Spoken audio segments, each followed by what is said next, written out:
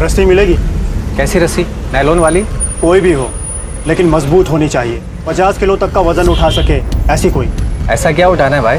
लाश को बांधकर ऐसे छत से टांगना है। अरे मजाक कर रहा हूँ भाई, बहुत सारा फर्नीचर है, उसे टेम्पो से बांधना है। अब फिर तो ये नायलॉन वाली सही रहेगी। 10 मीटर।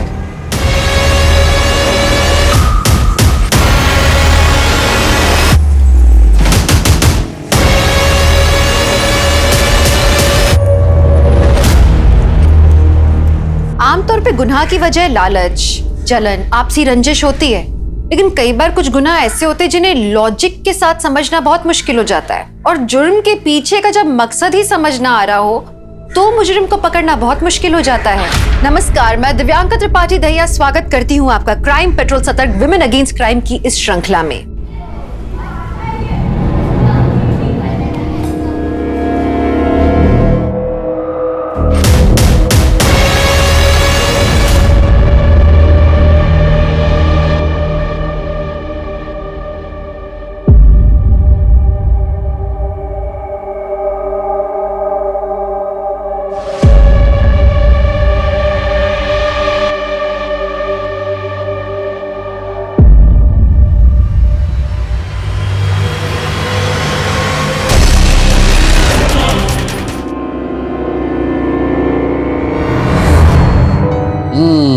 थोड़ा सा फीवर है, चला जाएगा। चलो बेटा मैं चलता हूँ। पापा प्लीज थोड़ी देर रुकिए ना। बेटा तुम्हें पता है ना तुम्हारी मम्मी आ जाएगी तो मुझे देख के गुस्सा हो जाएगी। कितनी गुस्सैल है ना। क्या कर रहे हो तुम यहाँ पे?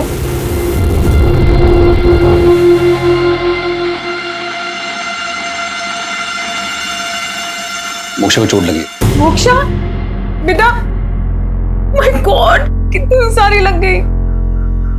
बेटा दर्द तो नहीं हो रहा ना तुम्हें? नहीं मम्मा, हम ओके। मम्मा मुझे भूख लगी है, अब कुछ बना के लाओ ना। क्या खाएगी मेरी बेटी? Sweet corn soup. मैं चलता हूँ। पापा देखो ना कितनी चोट लगी है। बेटा कुछ समय की बात हो रहेगी, फिर मैं और आप हमेशा एक साथ रहेंगे।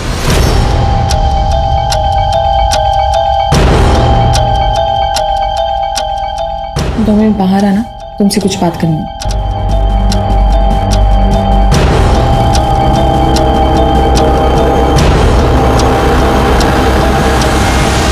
तुम्हें अभी भी यही लगता है कि डिवोर्स के बाद मोक्षा की कस्टडी तुम्हें मिलेगी? गलतफहमी किस बात की है? मुझे कंफर्म है मैं तुमसे ज्यादा पैसे कमाता हूँ, उसकी परवरिश अच्छे से कर सकता हूँ। That's it, simple.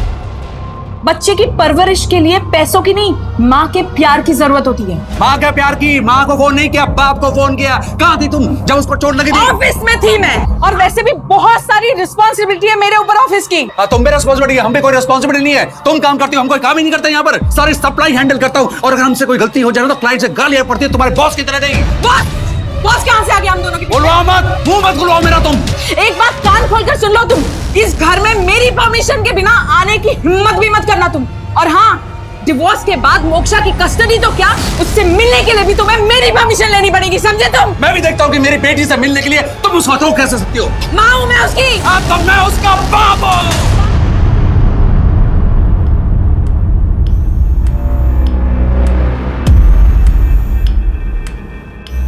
Moksha, moksha, मम्मा आ गई बेटा।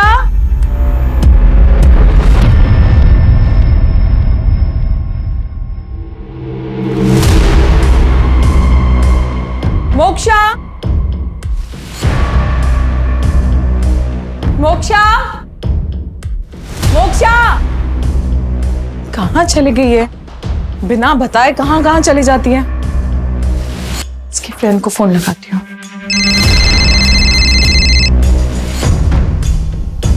हेलो तुति, मोक्षा की मम्मी बोल रही हूँ। मोक्षा तुम्हारे यहाँ पर आई है क्या? नहीं तो आंटी, मुझे लगा वो स्कूल से तुम्हारे साथ तुम्हारे घर चली गई होगी। वो तो 1 वीक से स्कूल ही नहीं आ रही। क्या? पूरे 1 वीक से स्कूल नहीं आई? पता नहीं मेरी बच्ची कहाँ पर होगी, किस हाल में होगी। आप बिल्कुल परेशान मत होइए, पानी पीजिए। नहीं सर, मुझे पानी नहीं चाहिए, बस मेरी बच्ची से मुझे मिलवा दीजिए सर। पता नहीं कहाँ गई। एक बात बताइए, आखिरी बार अपनी बच्ची से कब मिली थी आप? आज सुबह सर। स्कूल पास में ही है सर, इसलिए रोज वो खुद ही स्कूल जाती है, और कभी कभी हमारी सोसाइटी का वॉचमैन भी उसे स्कूल तक छोड़ देता है। कौन से स्कूल में पढ़ती है आपकी बच्ची? सी कोस्ट इंग्लिश हाई स्कूल। सुबह इनकी बिटिया स्कूल ड्रेस में जाते हुए तो दिखी थी, लेकिन शाम को वापस आते हुए नहीं देखा। तुम दिन भर यहीं थे? हाँ साहब। कोई और ऐसी जगह जहां पे वो जा सकती है?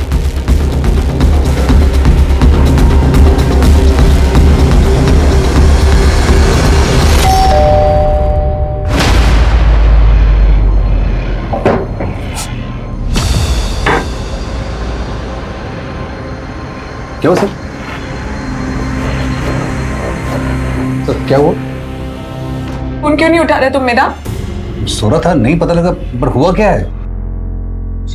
मोक्षा का? सर मोक्षा अंदर नहीं है। अरे लेकिन हुआ क्या है? मोक्षा को कुछ पता नहीं चल रहा अमन, वो कहाँ गई है? यहाँ आई थी क्या तुमसे मिलने? तुम एक बच्चे को संभाल के भी नहीं रख सकती हो। एक नंबर की गैर जिम्मेदार औरत हो तुम। मैं एक मिनट शांत रहिए आप लोग। उसकी कोई ऐसी दोस्त जिसके पास जा सकती है वो? हाँ सर, उसकी एक स्कूल फ्रेंड है स्तुति। उसका एड्रेस? मेरी मोक्षा से कल ही बात हुई थी, तो मुझे ये नहीं पता था कि वो क्लासेस बंक कर रही है। उसने तो मुझे ये कहा था कि उसकी तबीयत खराब है, इसलिए वो नहीं आ रही। क्या मोक्षा पहले भी ऐसे क्लास बंक करती? वो सर कभी नहीं। मोक्षा मेरी बेस्ट फ्रेंड है, वो स्टडीज को लेकर बहुत सीरियस है। कोई ऐसा लड़का या कोई ऐसा दोस्त जिससे वो मिलती हो अक्सर? नो सर, कभी नहीं। हम रोज बात करते हैं। अगर ऐसा कुछ होता तो वो मुझे जरूर बताती। कल तुम्हारी क्या बात हुई थी मोक्षा से? अरे तेरी तबीयत ठीक नहीं थी तो तुम मुझे पहले फोन क्यों नहीं किया? चल बता, अब कैसी है तेरी तबीयत? ठीक है, अभी नेक्स्ट मंडे से स्कूल आ जाऊंगी। अच्छा तुम ये बताओ, कौन सी स्ट्रीम लेने का प्लान है तुम्हारा 10th के बाद? मुझे तो आर्ट्स लेना है, पर पेरेंट्स साइंस ही दिलाएंगे। मैं भी साइंस ही लेने वाली हूँ। अच्छा है, हम दोनों एक ही क्लास में रहेंगे। मुझे विश्वास नहीं होता, मोक्षा मुझसे झूठ बोल रही थी। मुझसे पहले कभी कुछ नहीं छिपाती थी। लोग अक्सर अपनी ज़िंदगी यूं ही बर्बाद कर देते हैं, उसकी कीमत नहीं समझते। इंसान की फितरत ही कुछ ऐसी है। अरे श्योर, मोक्षा की ड्राइंग बुक है? हाँ सर, ये उसी की है। मोक्षा मेरे क्लास के सबसे इंटेलिजेंट बच्चों में से एक है और मेरी फेवरेट स्टूडेंट भी है।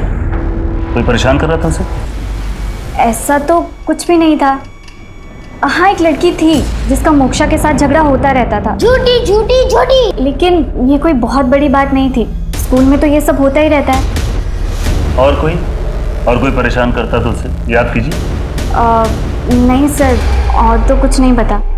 मोक्षा वैसे तो एक बहुत ही मजबूत मनोस्थिति वाली लड़की थी, लेकिन अगर माँ बाप के रिश्ते में दरार वाली बात तलाक तक आ जाए तो ये बात तो किसी वयस्क के लिए, एक फुल्ली ग्रोन अडल्ट के लिए भी हैंडल करना मुश्किल है। फिर मोक्षा तो एक बच्ची थी, इस स्थिति में वो क्या करे उसे समझ में ही नहीं आ रहा था। फिर इसी बीच में और भी सवाल उठ रहे थे कि मोक्षा अपनी क्लासेस क्यों बंक कर रही थी। ठीक नहीं है, पर ये एक आम बात है टीनेजर्स के लिए अपनी क्लास बंक करना। लेकिन यहाँ ऐसा लग रहा था जैसे बात इससे बड़ी कुछ है। ऐसा लग रहा था जैसे मोक्षा के गायब होने के पीछे कोई बहुत बड़ा राज है। मोक्षा ऐसे अचानक कहाँ जा सकती थी? ऐसे कई सवाल थे जो न सिर्फ मोक्षा के माँ बाप के सामने बल्कि पुलिस के लिए भी उलझन बने हुए थे। सर मोक्षा की माँ ने 3 महीने पहले ही डिवोर्स फाइल किया था और मोक्षा के पिता यानी कि अमन वर्मा, उन्हें दारू की लत थी और इसी वजह से उन दोनों में डिवोर्स हो रहा था। सर दोनों माँ बाप मोक्षा की कस्टडी को लेकर भी केस लड़ रहे थे। मोहल्ले वालों से कुछ पता चला? सर सभी का यही कहना है कि मोक्षा एक बहुत ही प्यारी बच्ची है। इनफैक्ट मोहल्ले के बाहर जो दुकान वाले हैं उन्होंने उस दिन मोक्षा को बैग लेकर वहां से जाते हुए तो देखा, पर वापस आते हुए नहीं देखा। वापस नहीं मतलब कहाँ गई हो? कहीं किडनैप तो नहीं? मुझे नहीं लगता सर ये पूरा रेसिडेंशियल एरिया है। अगर मोक्षा वहां से किडनैप हुई होती तो किसी ना किसी ने तो उसे जरूर देखा होता। मतलब जो कुछ भी हुआ है घर से थोड़ी दूर हुआ है और मोक्षा इस वक्त जहाँ कहीं भी है वो अपनी मर्जी से, लेकिन कहाँ? उसे गायब हुए 30 घंटे से ज्यादा हो गए और ये अच्छी बात नहीं है। तो काम करो, railway station, bus stand, taxi stand, rickshaw stand, हर जगह पता करो, हर जगह पूछताछ करो और पता करो कि जिस वक्त मोक्षा गायब हुई उसका पिता अमन वर्मा कहाँ था। पारुल यार, एक बार फिर सोच ले, कहीं लेने के देनी ना पड़ जाए। तू कितना डरती है यार। अरे यार, अगर पकड़े गए तो वाट लग जाएगी। लाइफ में रिस्क है तभी तो मजा है ना। वैसे तुझे पता है ना कि मैं कॉलेज नहीं आ रही। अगर कोई पूछेगा तो मेरी तबीयत खराब है इसीलिए, सबको यही बोलना। Okay bye.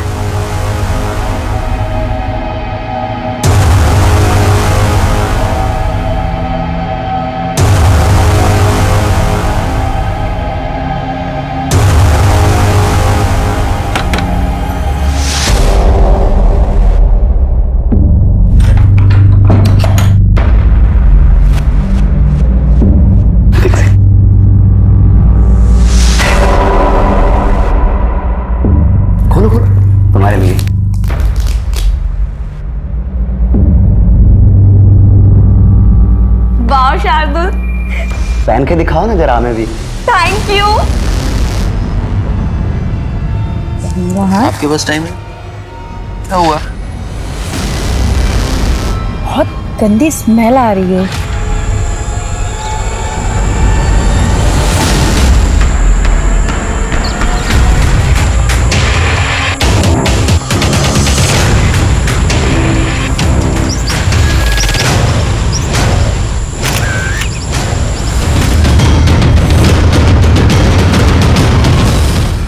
बॉडी देखकर मर्डर नहीं, सुसाइड लगता है सर।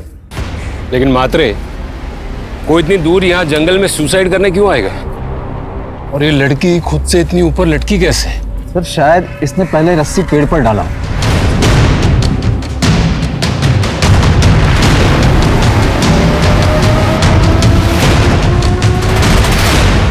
ये तो किसी गाड़ी के टायर के निशान लग रहे हैं। इसी सुनसान जगह पर कोई गाड़ी में क्यों आएगा? मात्रे, इसके भी फोटो खिंचो और वो बॉडी को पोस्टमार्टम के लिए भेजो और पता करो कि इस उम्र की किसी लड़की की कहीं मिसिंग कंप्लेंट दर्ज हुई है या नहीं।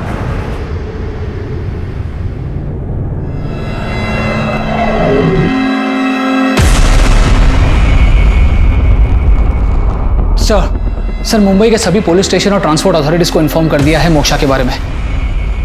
और सर मोक्षा के सारे सोशल मीडिया अकाउंट्स भी हमने छान मारे, ऐसी कोई भी सस्पिशियस एक्टिविटी नजर नहीं आई है सर। सारा नॉर्मल ही लग रहा है सर। और सर ये मोक्षा की लास्ट सेल्फी उसके गायब होने से पहले। ये फोटो देख के कोई कह ही नहीं सकता कि वो सुसाइड के बारे में सोच भी सकती। उस लड़की के बारे में कुछ पता चला? चेक करें सर, जल्दी पता लग जाएगा। और पोस्टमार्टम रिपोर्ट? सर पोस्टमार्टम में मरने का कारण फांसी से दम घुटना बताया जा रहा है। स्ट्रगल के कोई निशान नहीं है, सिर्फ एक छोटा सा कट है बाएं पैर। सर सारे एविडेंस और सुसाइड की तरफ ही इशारा कर रहे हैं। सर 2 दिन पहले से लेकर पिछले 1 महीने तक जितनी भी लड़कियां गायब हुई, उनमें से सिर्फ एक का फेस विक्टिम के फेस से मैच कर रहा है। ये है वो लड़की। उसके घर वालों को इन्फॉर्म किया? हाँ सर, इसके मम्मी पापा आते ही होंगे।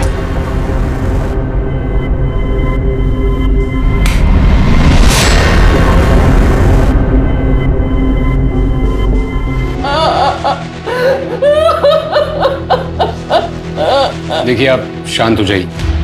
मैं समझता हूँ कि ये वक्त सही नहीं है, लेकिन हमारे लिए जानना बहुत जरूरी है।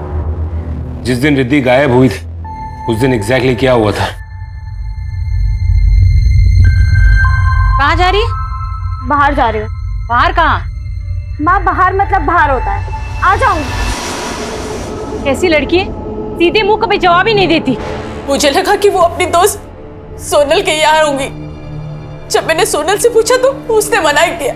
उसने कहा कि वो उसके यहाँ नहीं आई थी। क्या रिद्धि किसी बात से परेशान थी? पढ़ाई का या फिर किसी और बात का स्ट्रेस? नहीं सर, अभी अभी उसने अपने क्लास में टॉप किया था। देखिए पोस्टमार्टम रिपोर्ट के मुताबिक रिद्धि ने खुद से फांसी लगाई थी। गलत लिखा है। चाहे कुछ भी हो जाए, हमारी बेटी रिद्धि सुसाइड कभी नहीं कर सकती है सर। हाँ सर, हमारी रिद्धि सुसाइड कर ही नहीं सकती। लेकिन रिद्धि की लाइफ में ऐसा भी कुछ हो सकता है ना जिसके बारे में आपको पता ना हो, जिसकी वजह से रिद्धि को सुसाइड करना पड़ा। सब समझ रहा है मेरे को साहब। आप मर्डर के केस को सुसाइड का केस बताकर केस को दबाने की कोशिश कर रहे हैं। राजीव जी अब जरा शांत हो जाइए। शांत तो मैं तभी होऊंगा जब मेरी बेटी के कातिल को आप लोग ढूंढ लेंगे। देखिए हमारी तरफ से हम पूरी कोशिश कर रहे हैं सच्चाई का पता लगाने की। एक काम कीजिए, आप रिद्धि का मोबाइल हमें दे दीजिए और बाकी रिद्धि की बॉडी को आप ले जा सकते।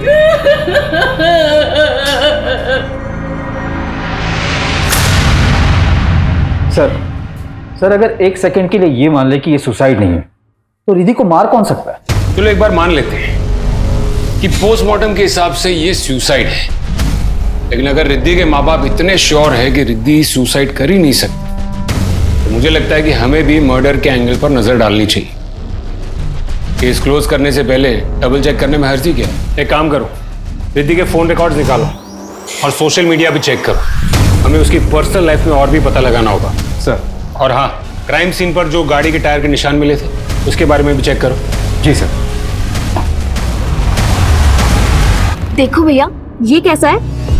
ये वाला परफेक्ट है। अगर आप ये वाला शादी में पहनोगे ना तो देखना कविता दीदी आपको देखती रह जाएगी। दीदी नहीं, अब वो तेरी भाभी। हाँ हाँ भाभी, अब बचपन से उन्हें दीदी बोल रही हो ना तो टाइम लगेगा आदत चेंज होने में। लेकिन भैया आप ना यही वाला सूट पहनना, क्योंकि शेरवानी थोड़ी सी ओल्ड फैशन है। क्या ओल्ड फैशन है? मुझे तो पसंद है शेरवानी। लेकिन भैया अगर आप ट्रेडिशनल पहनोगे तो मुझे भी साड़ी पहननी पड़ेगी। बेटा सभी औरतें साड़ी पहनती हैं, तुम्हारी मम्मी दादी सब। तुम्हें साड़ी से प्रॉब्लम है ना? बाबा प्लीज ना। अरे क्या हुआ?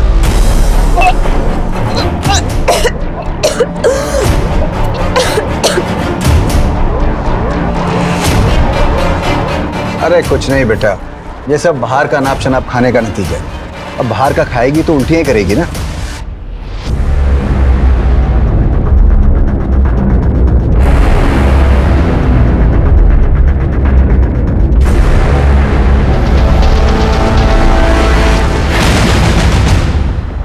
सर बैग से ये पैसे नहीं है।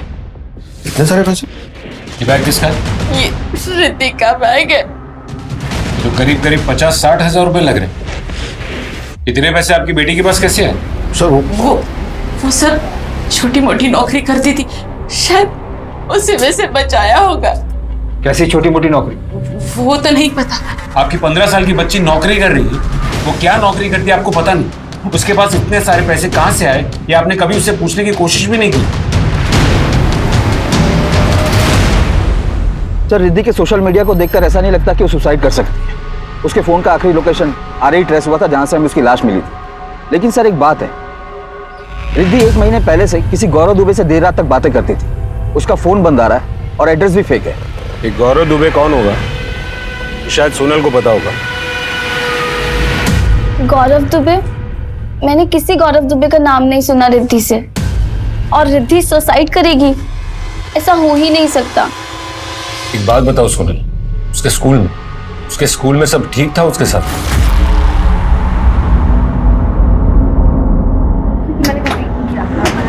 ए अखिल, तुझे याद है हमारी बायोलॉजी की बुक्स में बॉयज की प्यूबर्टी के क्या सिम्टम्स थे? नहीं याद है? अबे आवाज बदल जाती है, दाढ़ी भी आ जाती है और मुंह से भी आ जाती है, बिल्कुल रिद्धि की तरह। और उस दिन के बाद से सब रिद्धि को मुच्छड़ बोलने लगे। उसे लगा अगर वो रिएक्ट ही ना करे तो वो लोग ये सब बंद कर देंगे, लेकिन ऐसा नहीं हुआ।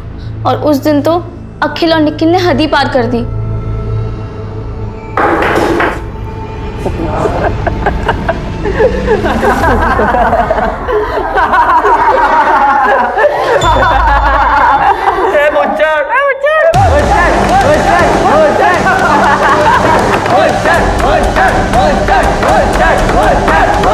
अखिल और अखिल। सोनल, इसके अलावा रिद्धि कोई और बात से परेशान थी या दुखी थी? उसकी जॉब को लेकर कुछ? जॉब? उसके माँ बाप ने बताया कि वो कोई छोटी मोटी नौकरी करती थी। उसके बैग से काफी कैश भी मिला है। क्या तुम्हें पता है कि वो कहाँ और क्या काम करती थी? लेकिन सर अगर वो जॉब करती तो वो पैसे उधार क्यों लेती? सॉरी लेट हो गई। वैसे आज चाय और समोसे की पार्टी मेरी तरफ से। क्या बात है, आज बड़ी खुश लग रही है। हाँ तो तुझे पता है मुझे इंग्लिश स्पीकिंग क्लास में एडमिशन मिल गया है। लेकिन उसकी फीस और बुक्स तो बहुत महंगी थी। बाबा मान गए तेरे? बाबा के पास इतने पैसे ही कहाँ, खाने के तो पैसे हैं नहीं उनके पास। मैंने अपने से ही मैनेज कर लिया। अपने से मैनेज कर लिया? कैसे? मैंने जग्गू भाई से 20,000 ले लिए। जग्गू भाई से? जग्गू? सर जग्गू भाई हमारे एरिया का बहुत बड़ा गुंडा है। मैंने तो सुना है वो कई बार जेल भी जा चुका है। मैंने बोला था रिद्धि को कि जग्गू भाई से दूर रहे। पर सर रिद्धि के बैग से 20,000 से कहीं ज्यादा रुपए मिले थे। सोनल, रिद्धि ने किसी और से भी उधार लिए थे? पता नहीं सर, मेरे को तो सिर्फ जग्गू भाई का ही पता है। क्यों दिए थे पैसे उसको? साहब बच्ची को पैसे की जरूरत थी, अपन तो सिर्फ मदद की है उसकी। साहब तेरे जैसे लोगों को बहुत अच्छे से जानता हूं मैं, तू ऐसे किसी की मदद नहीं करता। देख बे जग्गू, तुझे हवालात में बिठाकर तेरी खातिरदारी करने के लिए एक लंबी लिस्ट है केसेस की मेरे पास। फिलहाल प्यार मोहब्बत में मुंह खोल दे, वरना और भी तरीके हैं। चल बता, रिद्धि के साथ क्या बात हुई थी तेरी? मैं बता दो साहब। 20,000 बड़ी रकम है, तू चुकाएगी कैसे? बस एक बार इंग्लिश स्पीकिंग का कोर्स हो जाए, फिर मुझे जॉब मिल जाएगी। अभी तो तू 18 साल की भी नहीं हुई है। नौकरी तो तुझे लगने से लगी। 300 टक्का ब्याज लगेगा साल का। वो हिसाब से जब तक तू 18 साल की होगी 2 लाख देना पड़ेगा तेरे को। 2 लाख? हाँ। लेकिन इतने पैसे मेरे पास कहाँ से आएंगे? तो फिर तू तेरा कोई दूसरा रास्ता देख ले। पीछे मुड़ के देख।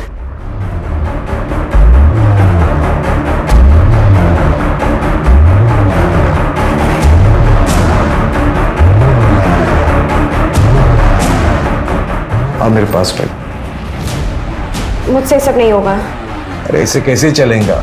तेरे को पैसा भी चाहिए, देने के लिए भी तेरे पास कुछ नहीं है। हाँ तो कैसे चलेगा? चल ठीक है, एक और काम है तेरे लिए। क्या? क्या काम दिया था तूने उसे? वो जवान लड़की थी साहब, तो पुलिस को उसके ऊपर शक भी नहीं आ सकता था, इसके लिए मैंने उसे माल बेचने का काम दिया था साहब। हो सकता है कि रिद्धि ने जिसे ड्रग्स बेचे हो उससे उसकी मौत का राज जुड़ा हो।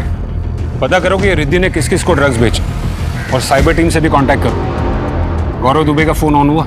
नहीं सर। ऑन होते ही मुझे इन्फॉर्म करो। और ये अखिल और निखिल पर भी नजर रखो।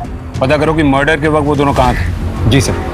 सर उस टायर के निशान के बारे में पता चल गया जो हमें क्राइम सीन से मिला। 2 साल पुरानी सीडान मॉडल कार के टायर के निशान थे। Sedan model? मात्रे जंगल जैसी सुनसान जगह पर 25 सड़क पर कोई गाड़ी लेकर क्यों जाएगा? आरे के सारे सीसीटीवी फुटेजेस चेक करो। पता करो कि मर्डर के वक्त ऐसी कोई सेडान टाइप की गाड़ी वहां से गुजरी थी या नहीं। सर आरे के ज्यादातर रोड पर सीसीटीवी नहीं है, पर फिर भी मैं पता लगाता हूँ।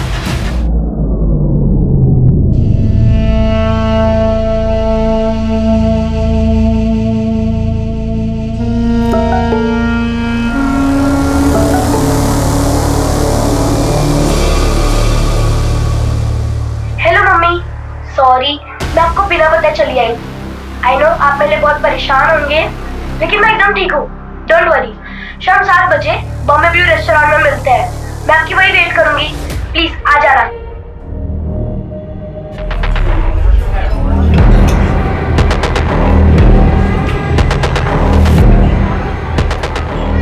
Excuse me ma'am, can help you?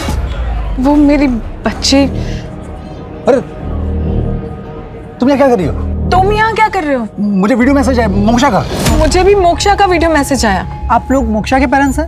हाँ, वो कहाँ हैं? उसने आपके लिए एक टेबल रिजर्व किया है। आइए मेरे साथ।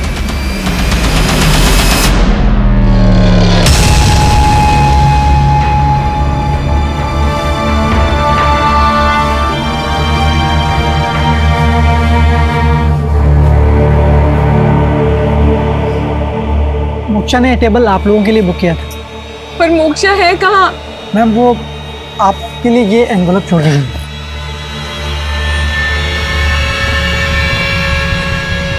मुझे समझ नहीं आता कि मैं क्या करूँ आप दोनों को एक रखने के लिए, इसलिए मैंने ये सब किया। और मैं एकदम ठीक हूँ स्तुति के घर पे। डोंट वरी, वो आज आप दोनों की वेडिंग एनिवर्सरी है ना, इसलिए आई planned all this.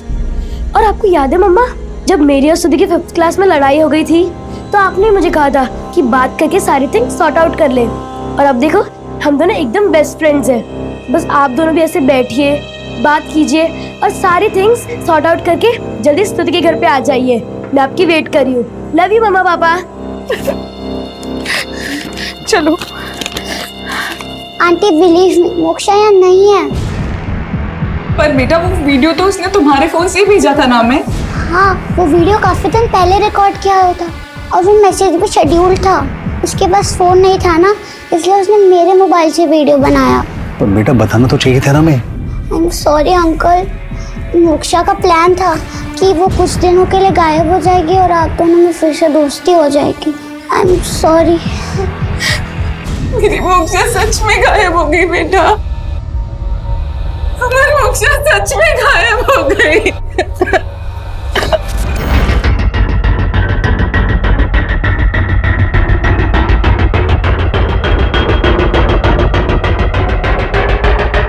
Mhatre, forensic department को बुलाओ और इन पैरों के निशान के फोटो खिंचवाओ। जी सर। और आजू बाजू चेक करो और कोई एविडेंस मिलता है क्या। मात्रे, सभी पुलिस स्टेशन में पता करो कि इस एज की लड़की की कोई मिसिंग कंप्लेंट दर्ज हुई है या नहीं।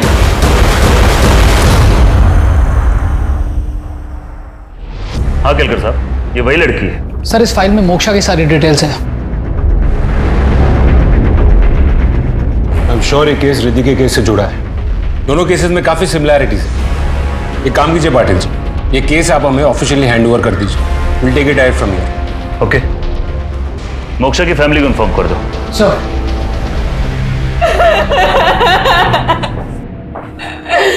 क्यों किया हमारी बच्ची ने ऐसा? मुझे एक बात बताइए, आप लोगों को कभी ऐसा कुछ लगा था, कोई ऐसी बात जिसकी वजह से मोक्षा सुसाइड जैसा कदम उठा सकती? सर मेरी बच्ची क्यों करेगी ऐसा? इतनी छोटी सी बच्ची थी, इतनी सी बस 13 साल की तो थी वो। मोक्षा के कबर्ड से कैश और ये कपड़े मिले हैं।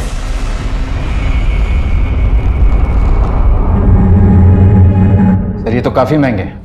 और ये इतने सारे पैसे क्या ये सब? सर मैंने कभी उसको इतने महंगे कपड़े नहीं दिला और ना ही कभी इतना कैश दिया सर। क्या हो मिस्टर अमन, आप हमसे कुछ छुपाने की कोशिश कर रहे हैं? सर 30,000 मैंने दिए थे उसको। क्यों? मैं बाप था उसका और तुम मिलने भी नहीं देती थी मुझे उससे। तुम इन पैसों से उसे खरीदना चाहते थे? हाँ मैं। अब क्या फर्क पड़ता है? देखिए, 2 सवाल का जवाब अभी तक नहीं मिला। सबसे पहला सवाल कि मोक्षा को अपने घर से इतनी दूर जाकर सुसाइड करने की क्या जरूरत है? एक बात बताइए, आर्य के आसपास उसका कोई रिश्तेदार या कोई दोस्त रहता है? नहीं। और दूसरा सवाल, अगर वो क्लासेस बंक कर रही थी तो वो जा कहां रही थी? अभी क्या बता सर?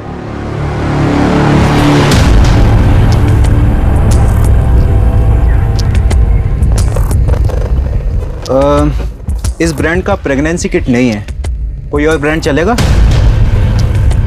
कुछ लड़कियों से झगड़ा तो होता रहता था मोक्षा का, लेकिन कुछ भी सीरियस नहीं था।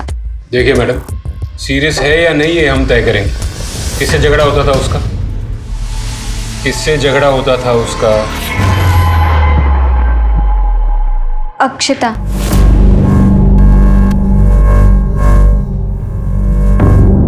देखो बेटी, डरने की कोई बात नहीं है, ठीक है? तुम सिर्फ मुझे इतना बताओ कि तुम्हारे और मोक्षा के बीच में किस बात को लेकर झगड़ा हुआ था?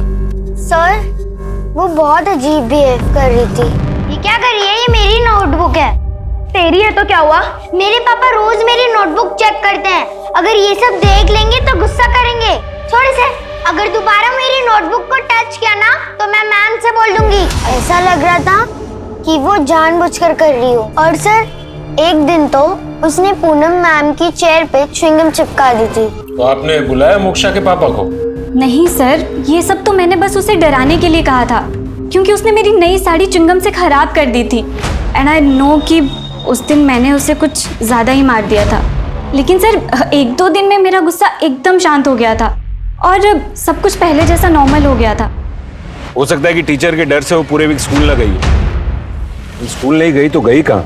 सर डेड बॉडी के पास से जो जूतों के निशान मिले थे वो 8 नंबर के नॉर्मल पैटर्न के रनिंग शूज हैं, बहुत ही कॉमन है सर। मात्र एक काम करो, रिद्धि की कॉल डिटेल फिर से चेक करो, शायद दोनों केस के कनेक्शन में कुछ मिले। जी सर। एक सीसीटीवी फुटेज मिली।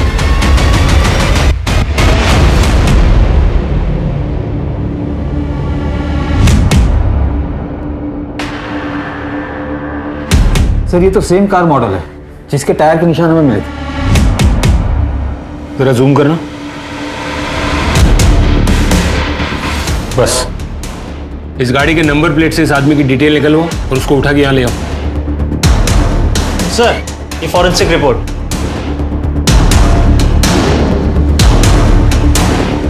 सर फॉरेंसिक रिपोर्ट के हिसाब से मोक्षा और रिद्धि को एक ही जैसी रस्सी से मारा गया और दोनों ही रस्सियों पर बिल्ली के बाल भी मिले। बिल्ली के बाल? लेकिन रिद्धि या मोक्षा दोनों में से किसी के भी घर पे बिल्ली नहीं है।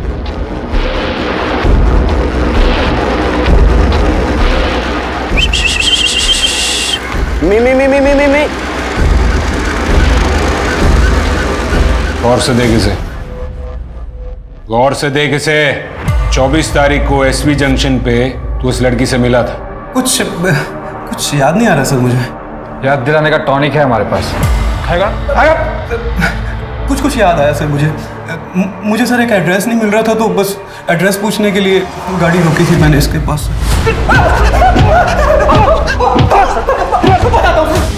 बताता हूँ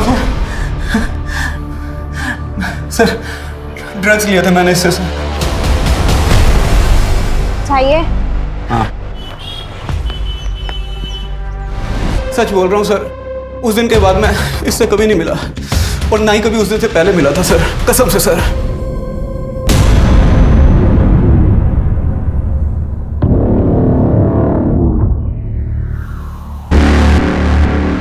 सर सर, आरे के आसपास जितने भी सीसीटीवी हैं हमने उसे चेक किया। रिद्धि के मौत के वक्त करीब 400 सिमिलर मॉडल की कारें वहां से गुजरी और सर ये रिद्धि के कॉल डिटेल्स भी आ गए। कोई खास बात? जी सर, करीब 1 महीना पहले रिद्धि ने किसी जीवन विकास केंद्र को कॉल किया था एक बार। जीवन विकास केंद्र? सर ये एक सुसाइड हेल्पलाइन नंबर है। मोक्षा और रिद्धि 2 लड़कियां, शहर के 2 अलग अलग कोनों में रहने वाली, बिल्कुल अलग माहौल में पली बढ़ी, लेकिन दुनिया की नजरों में वो दोनों खुश थी।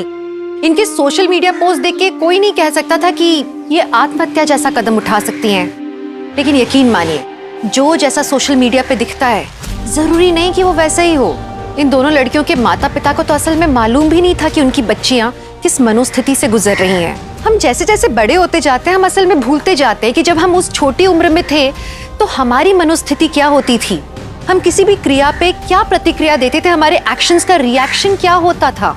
इसलिए शायद कई बार माँ बाप अपने बच्चों के दिल के करीब पहुँच के उनकी समस्याओं को समझ के समाधान देने में नाकामयाब हो जाते हैं, और फिर उसका अंजाम क्या होता है ये आप लोग सोच भी नहीं सकते।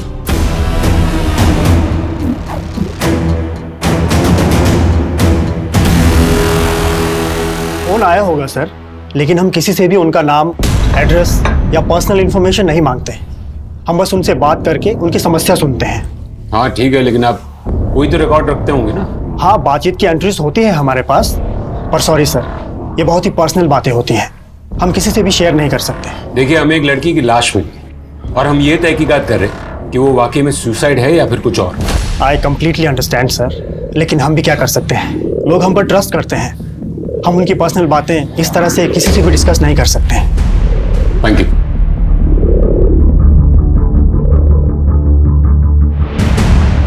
मैं कमिश्नर साहब से बात करता हूँ, आगे से ऑर्डर आएगा तो उसे रिकॉर्ड दिखाना ही पड़ेगा।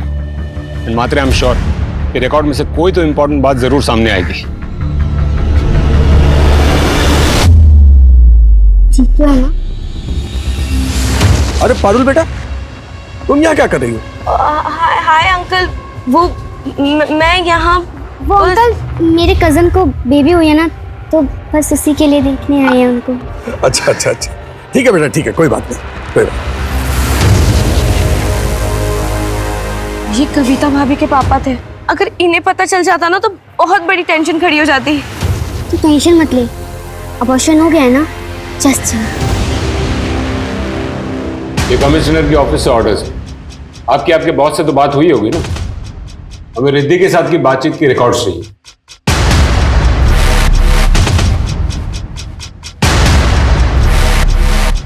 Thank you. तूने सिर्फ तेरी ही नहीं, अपने भाई की जिंदगी भी बर्बाद कर दी। कविता के पिताजी आए थे, तोड़ के गए रिश्ता, सिर्फ तेरी इस करतूत की वजह से।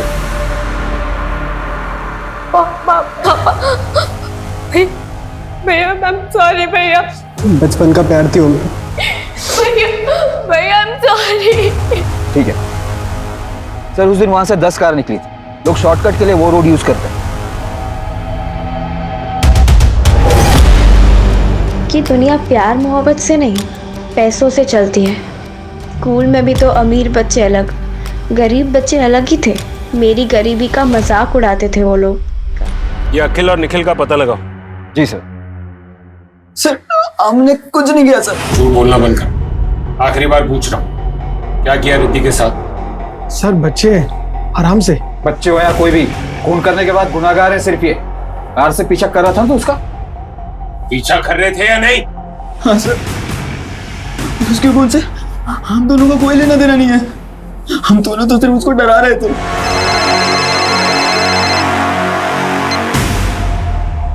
ये सही मात्र है क्या? सर, आरे से एक और डेड बॉडी मिली है, पेड़ से लटकी हुई। सर ये तो सेम टाइप की रस्सी लग रही है। जैसा कि मोक्षा और रिद्धि के केस में इस्तेमाल हुआ था।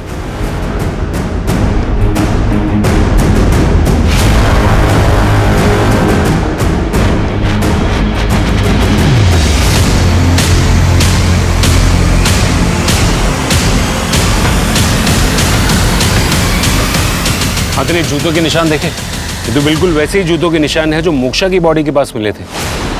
जी सर, बिल्कुल वैसे ही है। सर, विशाल के घर वालों से बात हुई, कल ही उसकी शादी टूटी थी और पोस्टमार्टम रिपोर्ट के मुताबिक ये भी एक सुसाइड ही है सर। मात्रे, अब तक सिर्फ शक था, लेकिन अब पूरा यकीन है कि ये मर्डर ही, वरना एक ही तरीके की रस्सी से कोई घर से इतनी दूर जाकर सुसाइड क्यों करेगा? ऊपर से दोनों रस्सी पर बिल्ली के बाल, 3 में से 2 लोकेशन पर सेम फुटप्रिंट्स, इन सब में कनेक्शन है। और सर विशाल की बॉडी के पास से ये एक चीज मिली है। ठीक है, निकोटिन गम है सर।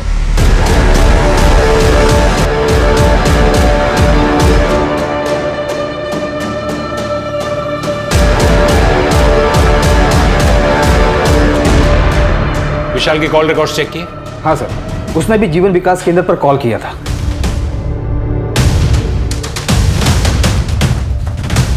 ऑफिस बॉय कहाँ है तुम्हारा? क्यों, क्या हुआ इंस्पेक्टर? ऑफिस बॉय कहाँ है तुम्हारा? वो तो आज छुट्टी पर है।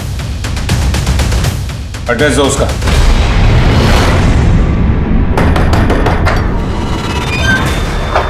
जी सर। चल बेटा, तेरा टाइम आ गया। साहब हमने क्या किया है? लोग तेरे से मदद मांगने आते हैं और तू उनका खून कर रहा है। नहीं साहब, हमने ऐसा कुछ भी नहीं किया है। तू जो च्युइंगम चबाता ना, वो एक डेड बॉडी के पास मिली, समझा? साहब वो हमारी च्युइंगम नहीं है साहब, वो दरअसल हमने चुराई थी। वो विक्रम सेठ की च्युइंगम है। वो हम बेगम को खाना देने जाते हैं ना, वहीं हमें मिली थी, तो हमें महंगी लगी, हमने उठा ली। बेगम? कौन बेगम? सब विक्रम साहब की बिल्ली है, हम रोज से रोज खाना देने जाते हैं। सर विक्रम का फोन बंद आ रहा है, उसे लग गया होगा कि वो पकड़ा जाएगा, इसलिए कहीं भाग न गया हो। सर गौरव का फोन ऑन हुआ है। ट्रेस करो उसे। जी सर।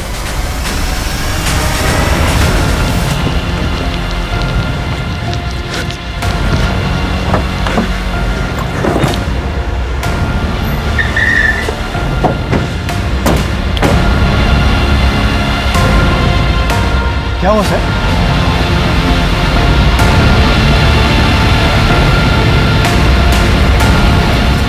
कहाँ भाग रहे थे? सर क्यों मारे सर? गलतफहमी होगी सर आपको।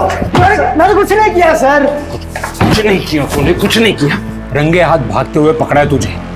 वो स्टूल भी तेरी गाड़ी से मिला था और उस पर जो खून है ना, वो भी मैच हो ही जाएगा। इसलिए अब झूठ बोलने का कोई फायदा नहीं, क्योंकि तूने खुद हमें एविडेंस तक पहुंचाया है। हाँ सर, मारा है मैंने, सबको मैंने ही मारा है। मुझे ही मरने के लिए आया था तो मरना था। किसी के पेरेंट्स अलग हो रहे थे तो मरना था। किसी की शादी टूट रही थी इसलिए मरना चाहता था। भगवान ने इतनी खूबसूरत जिंदगी दी है, हैं? लेकिन नहीं, ये लोग थे कि इनको तो मरना था। कैसे मारा तूने उनको? कैसे मारा? वो लोग हेल्पलाइन पे कॉल करते थे तो मैं उनका नंबर नोट कर लेता था, फिर अपने पर्सनल नंबर से उनसे बात किया करता था। लेकिन मोक्षा के पास तो फोन था ही नहीं, फिर वो तुझसे कैसे बात करती थी?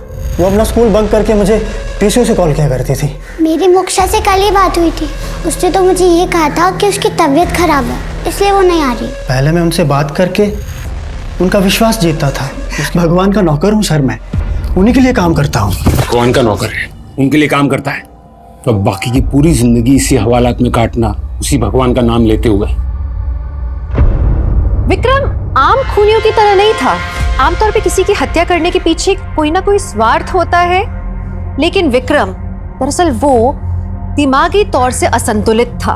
बहुत पूछताछ के बाद विक्रम ने कबूल किया कि उसने पिछले कुछ सालों में 6 मर्डर्स किए थे। इस केस की खास बात यह है कि जिनका भी खून हुआ वो अंदर से टूटे हुए थे, कमजोर थे, और वो मदद मांगने के लिए विक्रम के पास पहुंचे थे, और विक्रम ने इस मौके का फायदा उठाया। विक्रम जैसे खूनी हमारे इर्द गिर्द कहीं भी हो सकते हैं। अगर रिद्धि, मोक्षा और विशाल के परिवारों ने वक्त रहते जुर्म की दस्तक को पहचाना होता तो शायद इन लोगों के साथ ऐसा नहीं होता।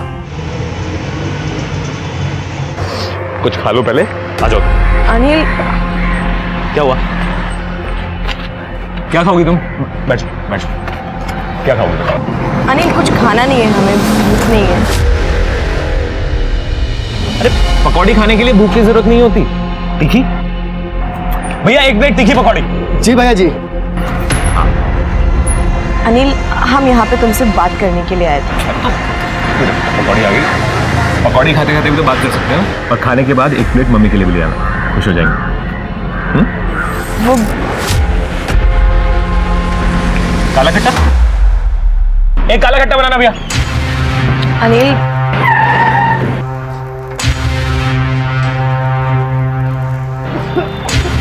क्या हुआ भैया? क्या हुआ भैया? आप ठीक हो? ठीक हो आप? हेलो, शियानी गेट पुलिस स्टेशन। हाँ, पीएसआई मिश्रा बोल रहा हूँ। सर, यह एक पकड़ हो गई है। अभी हम कार देख पा रहा हूँ। तुम उसका पीछा कर सकते हो? जी जी जी बिल्कुल। अच्छा, कॉलर आईडी पे जो नंबर है वो तुम्हारा है ना? इस नंबर को कैरी करो, मैं तुम्हें कांटेक्ट करता हूँ, हम वहाँ पहुँचते हैं।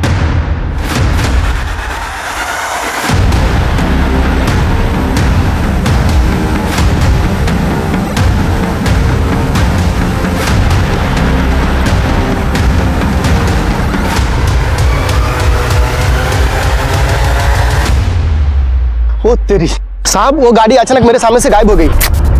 ठीक है, तुम अपनी लोकेशन भेजो और वहीं रुको, हम वहाँ आते हैं। साहब, किस तरफ गई गाड़ी? सर, हम वो गाड़ी का पीछे कर रहे थे, अचानक एक टेम्पो आई और मेरी आंखों के सामने से छूमंतर हो गई। साहब, कौन सी गाड़ी थी? सर, ग्रे कलर की van.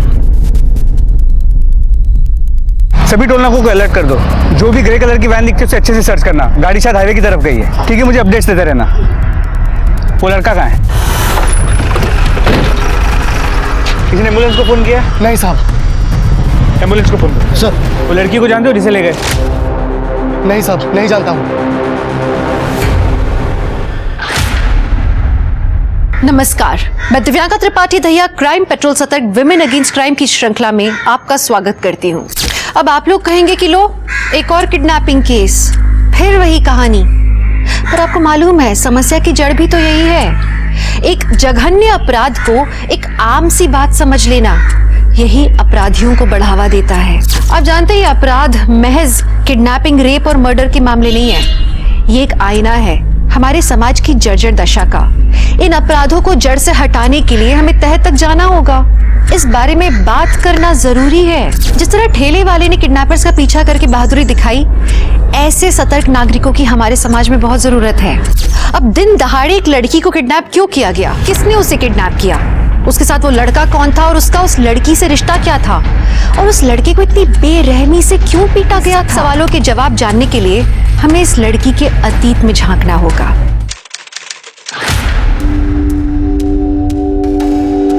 Will you marry me?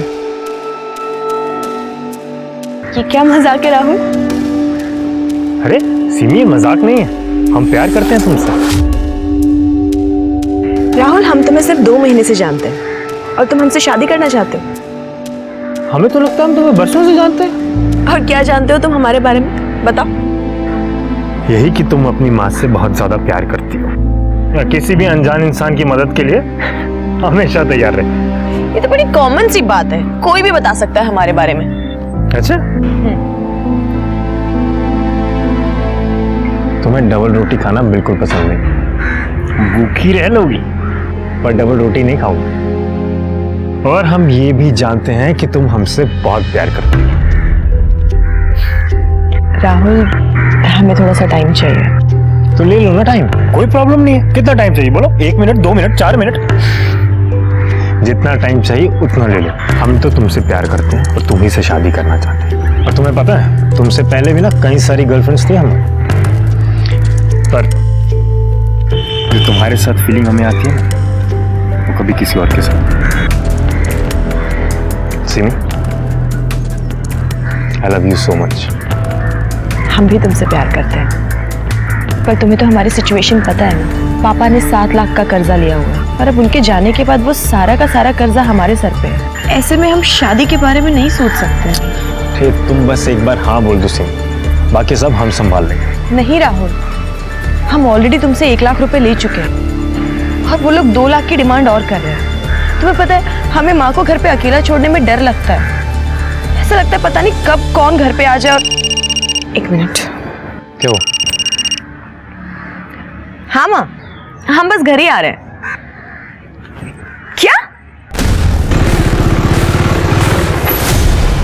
माँ थोड़ी सी मोहलत और दे। अरे और कितना मोहलत है? मोहलत ही तो दे रहे हैं।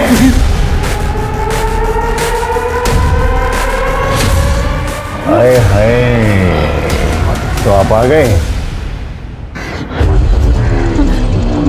क्या बात है, आज तो एकदम जहर लग रही है। भाई पैसे निकाल। इसको तरीका किसी से पैसे मांगने का? लौंडे, बीच में मत पर वरना यही फैंडम बना दूंगा। क्यों ना पढ़ूं? घर का मामला हमारे। जो बहन लगती है कि ये तेरी है? राहुल राहुल राहुल राहुल राहुल, इन लोगों के मुंह मत लगो, ये बहुत खतरनाक लोग हैं। प्लीज बेटा, तुमसे ज्यादा समझदार तो लौंडिया निकली। प्लीज हमें कुछ दिन की मोहलत और दे दीजिए ना, हम लौटा देंगे आपके पैसे सच में। 2 लाख, वरना अगली बार इस घर को खंडर बना दूंगा। और तुझे तो मैं देखता हूँ बाद में।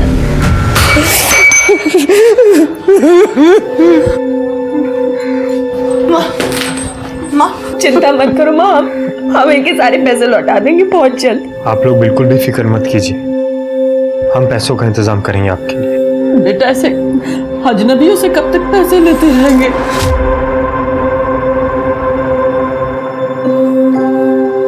आप हमें अपना दामाद बना लो, फिर हम आपके लिए बिल्कुल भी अजनबी नहीं रहेंगे।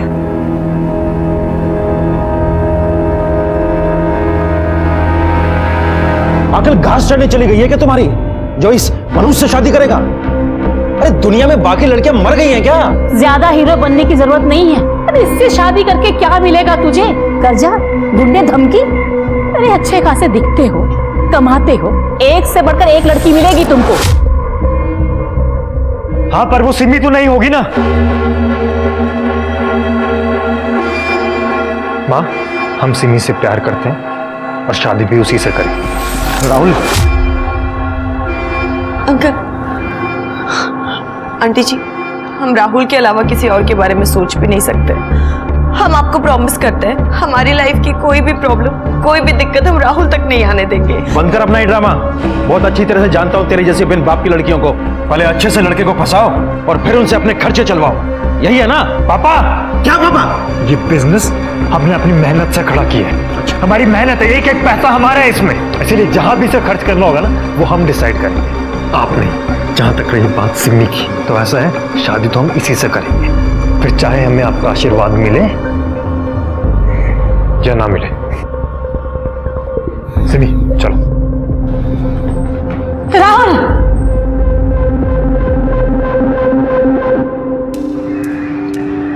तुम बिल्कुल भी फिक्र मत करो सिमी, हम अपने माँ बाप को समझा लेंगे। यार मैं बहुत नाराज हूं तुम लोगों से। मतलब मैं शहर से कुछ दिन के लिए बाहर क्या गया, तूने प्रपोज कर दिया सिमी को?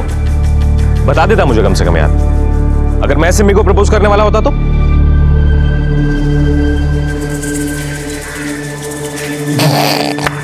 मजाक कर रहा हूँ, शक्ल देख अपनी।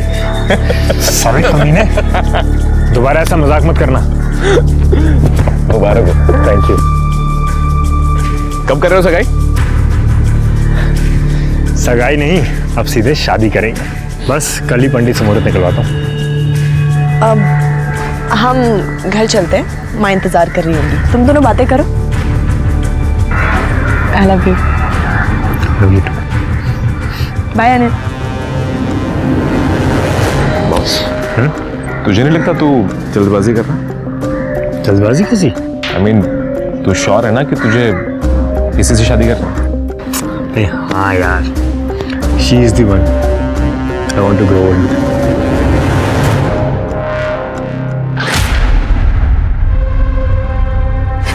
कहाँ है मेरा बच्चा? राहुल अंदर पार्क में जाने के लिए। राहुल, राहुल, राहुल, राहुल, राहुल,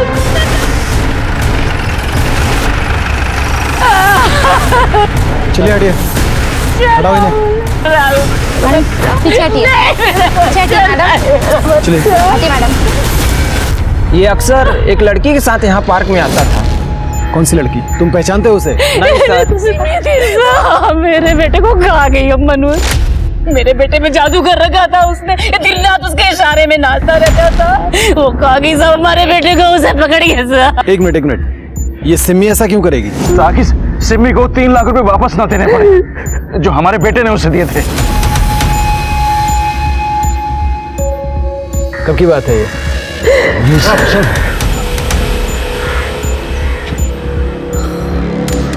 ये मर्डर वेपन हो सकता है। एक काम करो, इसको फिंगरप्रिंट्स के लिए फॉरेंसिक भेजो।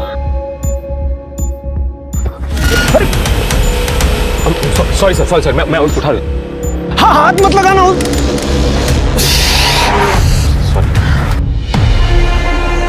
अंकल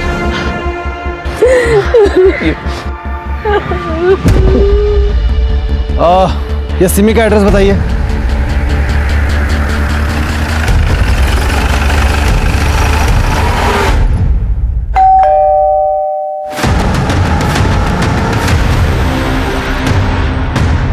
सिमी कहाँ है? कहाँ जा रहे हैं? अरे हुआ क्या? राहुल गुप्ता का मर्डर हो गया है, अरेस्ट करो इन्हें। अरे क्या कह रहे हो? आपको कोई गलतफहमी हुई हो? कोई गलतफहमी नहीं है, मर्डर हुआ। कुछ नहीं किया है।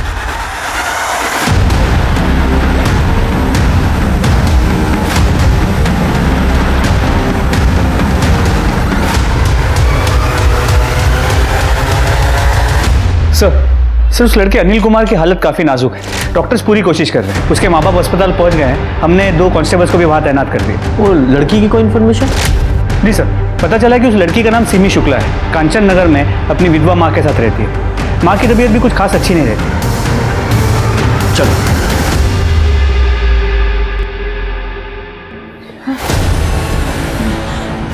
ऐसा नहीं हो सकता। सिमी सावित्री, सर वो सिमी का कुछ पता चला? आप कौन है? सर हम सावित्री के बड़े भाई महेंद्र त्रिपाठी हैं, यही सेक्टर 5 में रहते हैं। उस लड़के अनिल ने कुछ बताया क्या?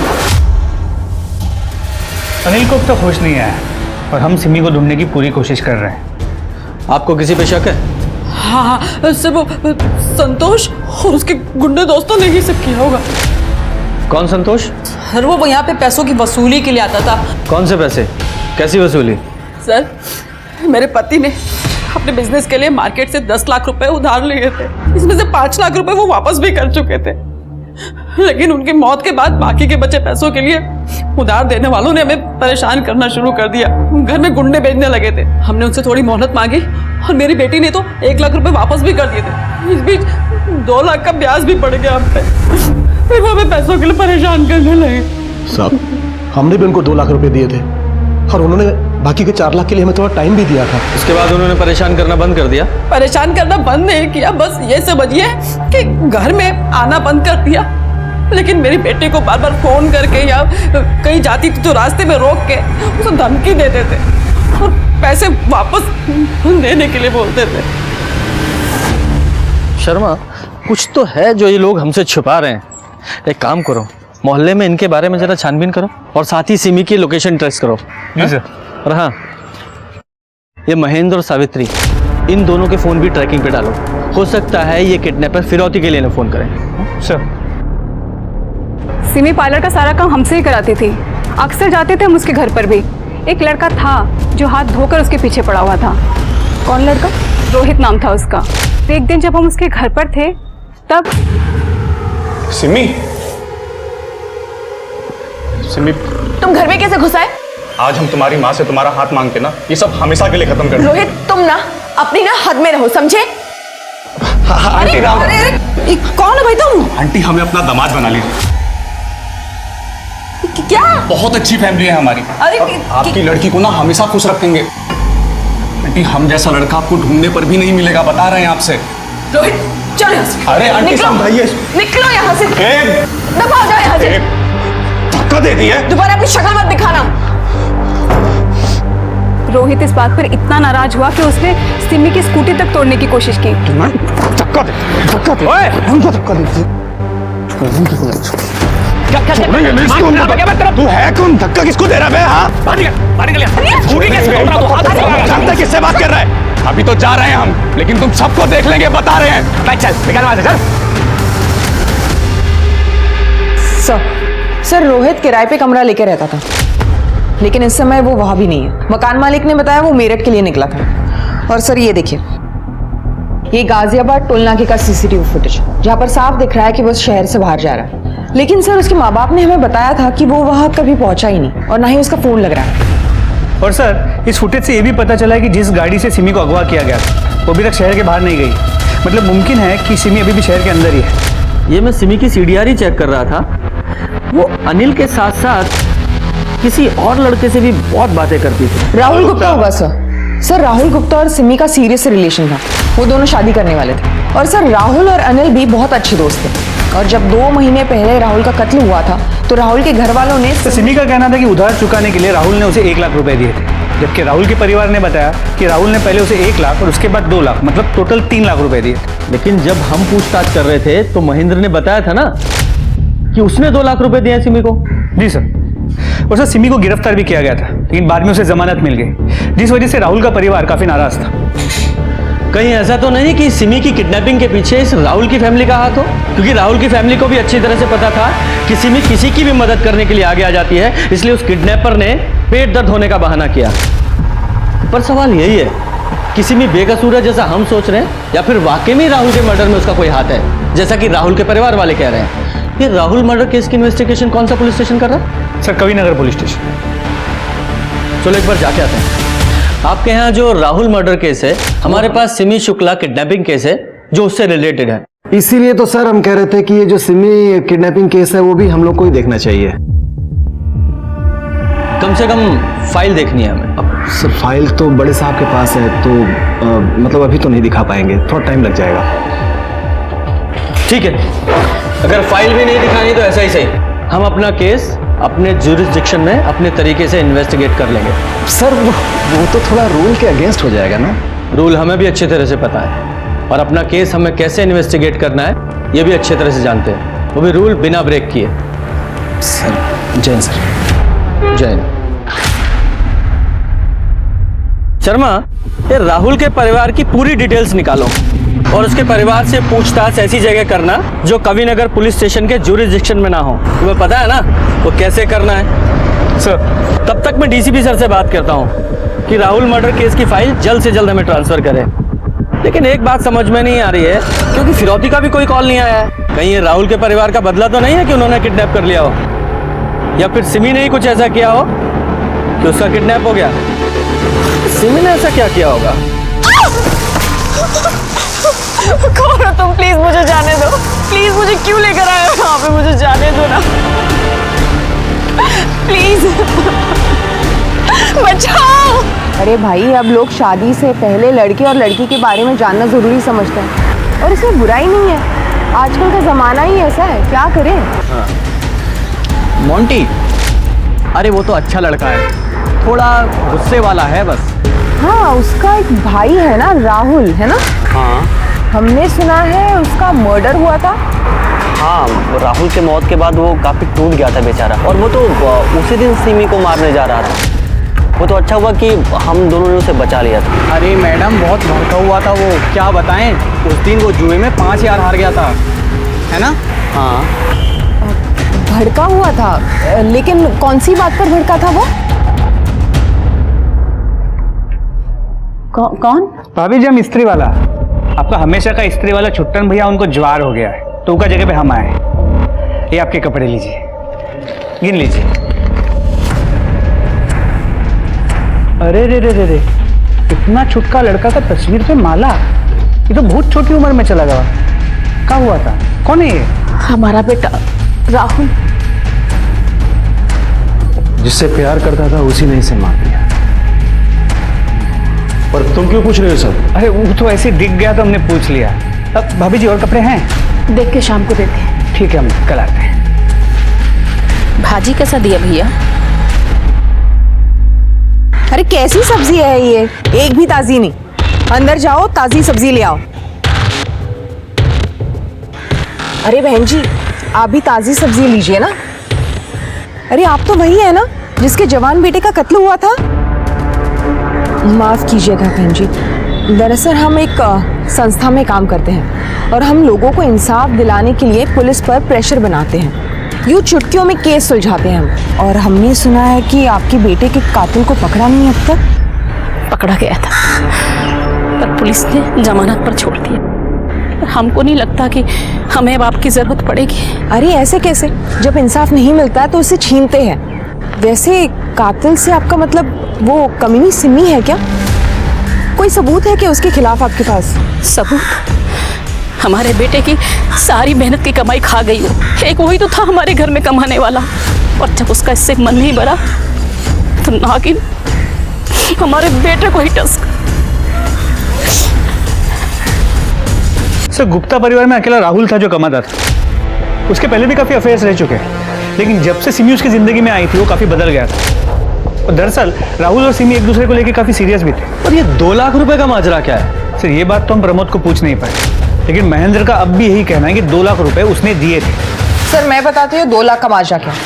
सर मोंटी के दोस्तों ने हमें बताया कि मोंटी को जुआ खेलना पसंद है। हमने ज्यादा जानकारी इकट्ठा की तो पता चला कि मोंटी सिर्फ जुआ खेलता ही नहीं था, बल्कि उसको उसकी बुरी लत भी थी, और इसी लत की वजह से वो 2 लाख के कर्जे में भी था। और लगभग 2 महीने पहले उसने कर्जा चुका दिया। 2 महीने पहले कर्जा चुका दिया?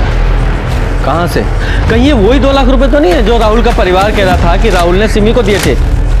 जरा इस मोंटी से उगलवाते हैं। और ये सिमी की फोन लोकेशंस का क्या हुआ?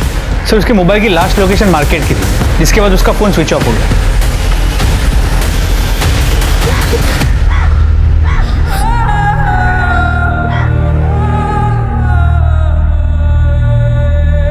तुम्हें डबल रोटी खाना बिल्कुल पसंद नहीं। भूखी रह लोगी पर डबल रोटी नहीं खाओगी।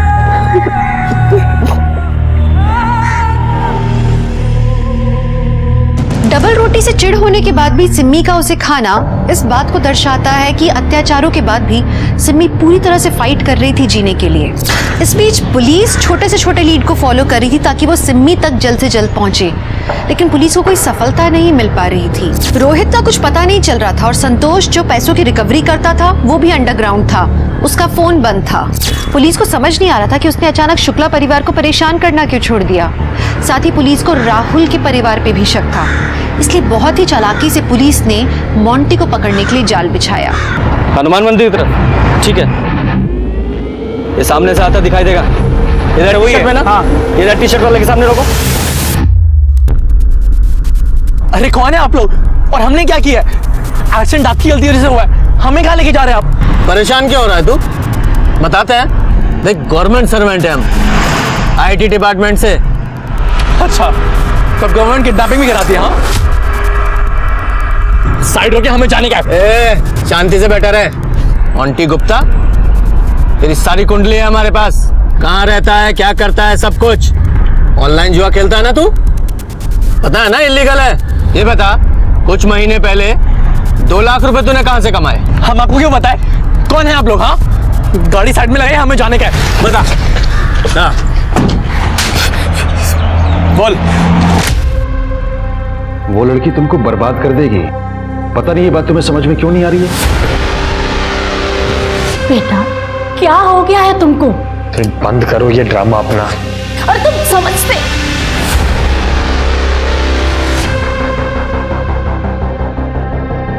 जल्दी जल्दी के चक्कर में हमारा ब्रेसलेट वहीं गिर गया था। फिर जब राहुल भैया को उस कमरे में ब्रेसलेट मिला तो उन्होंने हमसे पूछा, क्या है ये? पैसे चुराए तुमने? हाँ, हमने चुराए, लेकिन अब वो पैसे हमारे पास नहीं है, खर्च हो गए। खर्च हो गए? हमने वो पैसे उस बेचारी लड़की की मदद करने के लिए रखे थे। कैसे मैनेज करेगी वो? अब वसूली वाले लोग परेशान कर देंगे उसे। कर्जे के चक्कर में हमारी जान जाती तो आपको क्या ही फर्क पड़ता है ना? उस कमीनी के लिए आपके पास पैसे हैं लेकिन खुद के भाई के लिए नहीं है। खबरदार जो सिमी के खिलाफ एक लफ्ज भी कहा तो, वरना हम अभी मम्मी पापा को तुम्हारे उस कांड और इस चोरी के बारे में बता देंगे। कसम खा हमारी, आज के बाद कभी भी जुआ नहीं खेलेगा। हम कसम खाते हैं नहीं खेलेंगे। तो तुमने अपनी कसम निभाई? नहीं सर, हम अभी भी खेलते हैं। तभी तो हम थोड़े लालच में आ गए थे, इसके लिए ज़्यादा बड़ा दाव चल दिया था हमने। राहुल के मर्डर के वक्त तुम कहाँ थे? तब हम पूरा दिन घर पे ही थे सर। हमारा फाइनल ईयर है सर, हम एग्ज़ाम की तैयारी कर रहे थे, तभी कोई आया और उसने बोला कि राहुल की लाश पार्क में मिली है। और जब सिमी का किडनैप हुआ तब कहाँ था तू? बोल। तब हम एक जॉब के लिए वेबिनार अटेंड कर रहे थे सर। आप चाहिए तो पूछ लीजिए। वो तो हम पता लगा ही लेंगे। चल। सर मैं सिमी के कॉल रिकॉर्ड चेक कर रहा हूँ। सर ये देखिए, वो ज़्यादातर राहुल, अनिल और अपने रिश्तेदारों के साथ संपर्क में थी, और सर जमानत के बाद भी वो सिर्फ अनिल और अपने रिश्तेदारों के संपर्क में थी। कुछ भी सस्पिशियस नहीं है। ये अनिल को होश आया? नहीं सर, अब तक नहीं। पर सर रोहित का भी कुछ पता नहीं चल पाया। उसके घर वालों ने वहाँ के पुलिस स्टेशन में उसकी मिसिंग कंप्लेंट भी फाइल की। हेलो, कहाँ पर? ठीक है, तुम लोकेशन भेज दो, हम वहाँ आते हैं। सर सिमी के डिस्क्रिप्शन से मैच करती हुई एक लाश मिली है।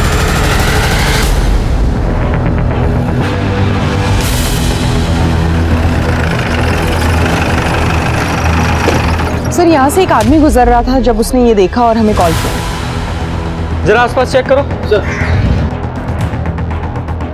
सर मैंने बॉडी चेक की है, सिमी का कई बार रेप हुआ है और सर प्राइवेट पार्ट्स में ब्लीडिंग भी है। सर बॉडी पे कई जगहों पर सिगरेट के बर्न के निशान है।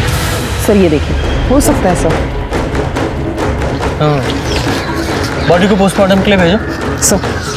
सर इधर आइए।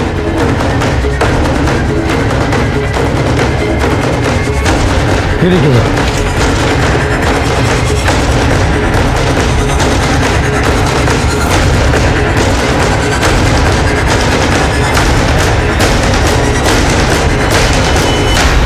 तो जाओ, फॉरेंसिक टीम बुलाओ और यहाँ का सारे सैंपल उठवाओ। सर क्या हुआ? ये देखो, ह्यूमन ब्लड लग रहा है। अगर सिमी का यहाँ रेप हुआ है तो शायद उसी का हो। शर्मा, यहाँ का डम डाटा निकलवाओ। सर फॉरेंसिक टीम पहुंच रही है। Very good.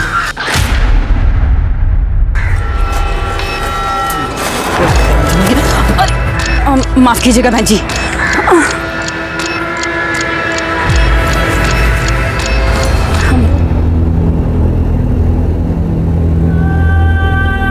माँ, हमने कहा था ना हम काट देंगे सब्जी, क्या जरूरत थी?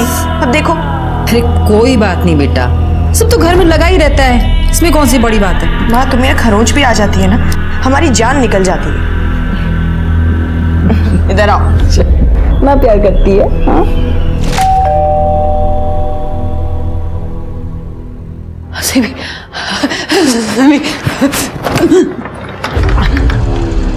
हम फिर आ गए। हमने तुमसे पैसे नहीं मांगे, इसका ये मतलब तो नहीं कि तुम्हारा खाता ही बंद हो गया। पैसे गए भाड़ में, पहले ये बता कि हमारी लड़की कहाँ है?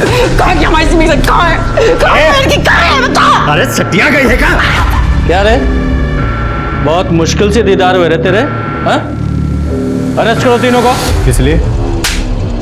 सिमी के मर्डर के लिए। साहब मैंने नहीं किया कोई मर्डर। मैं तो बस शुरू करने आया था। पकड़ो इसे। गलत कर रहे हो। मैं ऊपर से फोन करवाऊंगा साहब। सिमी देखना, हमको चोट लगा रे।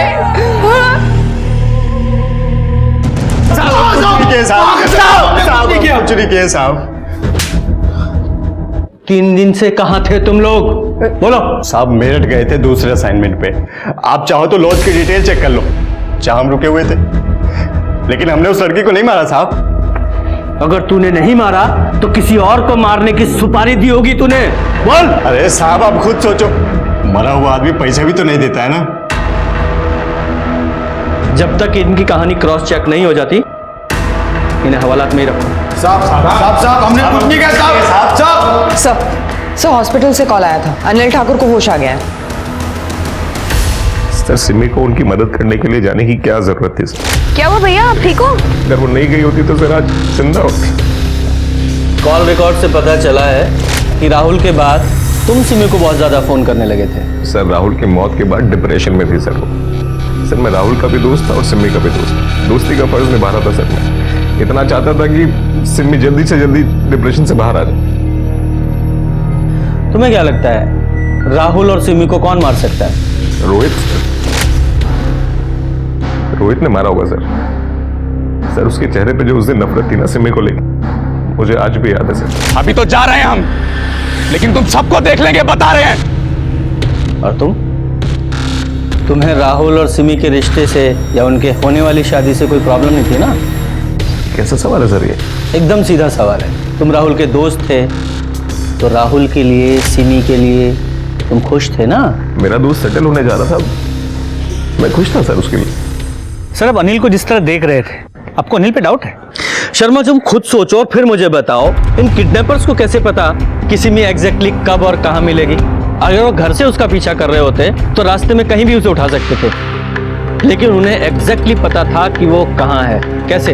और इसके अलावा उन्हें सिमी की नेचर के बारे में भी पता था कि वो मदद करने के लिए जरूर आगे आएगी, इसलिए उन्होंने दर्द होने का नाटक किया। सिर्फ एक ही शख्स ऐसा था जिसे सब कुछ पता था कि सिमी उस समय कब और कहां है। अनिल ठाकुर। और देखा तुमने जब मैं उससे पूछताछ कर रहा था, जब मैंने उसे राहुल और सिमी के रिश्ते के बारे में पूछा तो कैसा शॉक हो गया था, जैसे मैंने बहुत गहरा सवाल पूछ लिया। इस अनिल ठाकुर की पूरी कुंडली निकालो। जी सर। और वो क्राइम सीन के डम डाटा और टायर के निशानों का क्या हुआ? सर टायर के निशानों से सिर्फ इतना पता चला कि टायर काफी पुराना था, घिस चुका था, खत्म होने की कगार पे था। और सर क्राइम स्पॉट हाईवे के काफी करीब है, इसलिए पिछले 4 दिनों में वहां पे कई नंबर्स मिले, लेकिन कोई भी नंबर हमारे केस से कनेक्टेड नहीं है।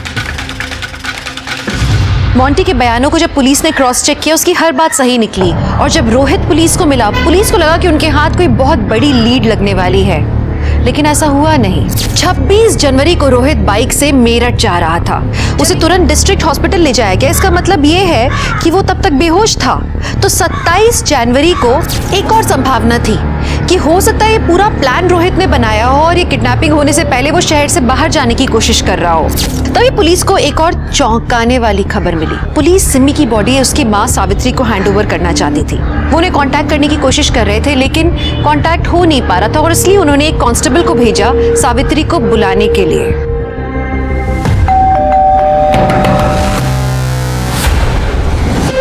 कोई आए घर में?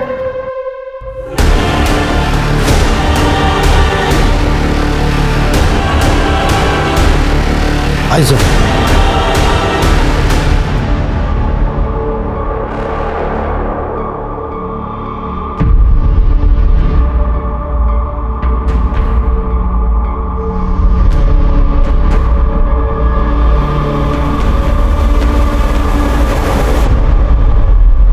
सर लगता है सावित्री सिमी के जाने का दर्द बर्दाश्त नहीं कर पाए, सुसाइड कर लिया। ये मर्डर है। कैसे? गुप्ता इधर आओ, जरा स्टूल इसके नीचे रखो। स्मिता इधर आना, पंखे के ठीक नीचे रखो। स्मिता जरा स्टूल के ऊपर खड़ी हो जाओ। शर्मा देख रहे हो, स्मिता फंदे तक नहीं पहुंच पा रही है, और सावित्री और स्मिता दोनों की हाइट लगभग सेम ही है। स्मिता जरा फंदा गले में डालने की कोशिश करो।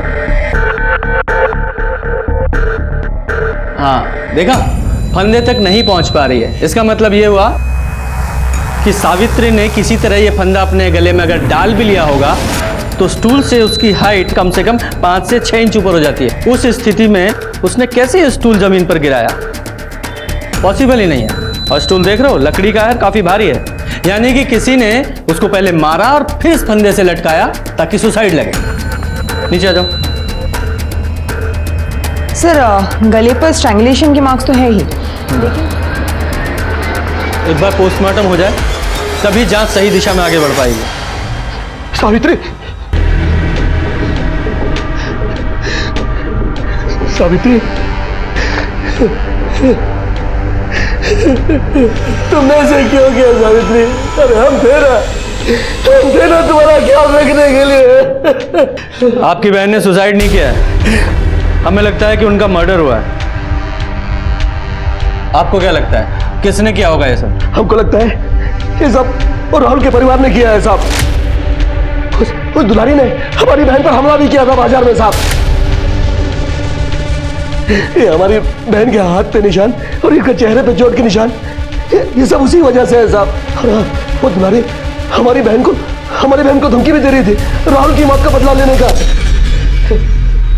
सच बताओ, सावित्री की मौत की जिम्मेदार तुम हो ना? और सिमी का रेप और मर्डर तुम्ही ने किया है ना? हमने मारा है सिमी को,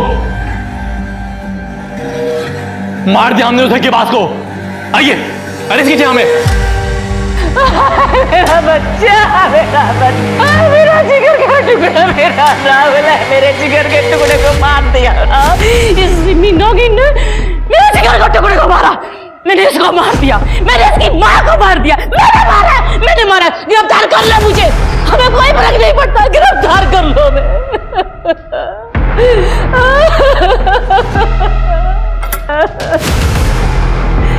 हमने मारा उसको, हमने राहुल को पढ़ाया, दिखाया, कामयाब बनाया और वो जिंदा खा गई उसको।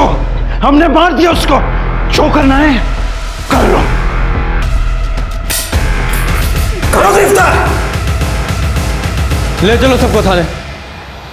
राहुल मर्डर केस को सिहानी गेट पुलिस अपने थाने में ट्रांसफर कराने में सफल हो गई। सारी फाइल्स और डिटेल्स को देख के उन्हें एक बात तो समझ में आई कि कभी नगर पुलिस ने इस केस को सॉल्व करने में बहुत ढिलाई बरती थी। उस एविडेंस तक को ठीक से हैंडल नहीं किया गया था। खैर, कॉल एंड लोकेशन रिकॉर्ड से एक बात तो साबित हो गई थी कि सिमी ने राहुल को नहीं मारा और इसलिए उसे बेल मिल गई। पुलिस को इस बात का शक था कि उसका मर्डर सिमी की तरह हुआ है।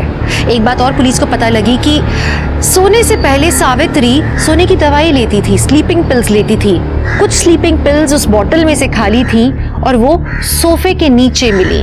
गोलियों का बोतल से बाहर गिरा होना, क्या इसका ये मतलब है कि किसी ने जबरदस्ती सावित्री के मुंह में वो गोलियां डाली थी उसे मारने के लिए? लेकिन इस काम को अंजाम देने के लिए कम से कम 2 लोगों की जरूरत होती। पुलिस जानने की कोशिश कर रही थी कि वो 2 लोग कौन थे।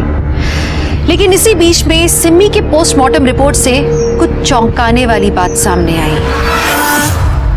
सर सिमी की पोस्टमार्टम रिपोर्ट सर, इसके मुताबिक उसकी मौत 29 तारीख के सुबह 10 और 2 बजे के बीच गला घोटने की वजह से हुई। मतलब किडनैपिंग के 2 दिन बाद, और मारने से पहले भी उसके साथ रेप किया गया। लेकिन सर चौंकाने वाली बात यह है कि उसकी बॉडी में से जो सीमेन सैंपल मिला था उसका डीएनए 25% सिमी के डीएनए से मैच करता है। क्या 25% मैच करता है? इसका तो एक ही मतलब निकलता है कि सिमी का रेप और मर्डर उसी के ही किसी रिश्तेदार ने किया है। और सर सिमी का सिर्फ एक रिश्तेदार है, उसका महेंद्र मामा, और उसके 2 बेटे लखन और किशन। मृत्यु का प्रमाण पत्र लाए हो? प्रमाण पत्र तो नहीं है, पर ये है। हमें ही बता दिया होता, पर कोई बात नहीं, थाने चलो, वहीं देते हैं तुम्हें मृत्यु प्रमाण पत्र।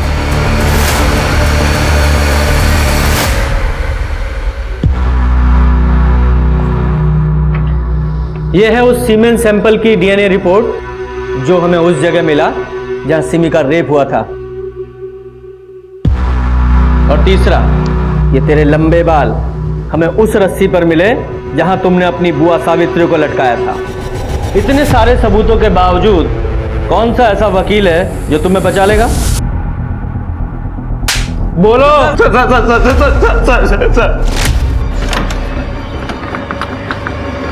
नमस्ते बुआ। बैठो बेटा, मैं पानी लेकर आती हूँ। हम दोनों को लगा कि ऐसे ही चलता रहा तो हमारे हाथ कुछ नहीं आएगा, इसलिए हमने डिसाइड किया कि हम बुआ को ही रास्ते से हटा देते। पापा और हम उनके रिश्तेदार होने के नाते उनका घर हमारे नाम हो जाएगा। हमारी सब एक ही प्रॉब्लम थी सर, सिमी। और तब अनिल ठाकुर, जो कि हमें काफ़ी समय से जानता था, उसने हमें कांटेक्ट किया और हमें एक ऐसा ऑफर दिया जिसके चलते हमारी प्रॉब्लम हमेशा के लिए खत्म हो जाती सर। सिमी को मारने का 1 लाख दूंगा तुम दोनों को। पर क्यों? सिमी को क्यों मारना चाहता है? क्योंकि उसे लगता है कि राहुल को मैंने मारा है। तो क्या सच में तूने उसे मारा है?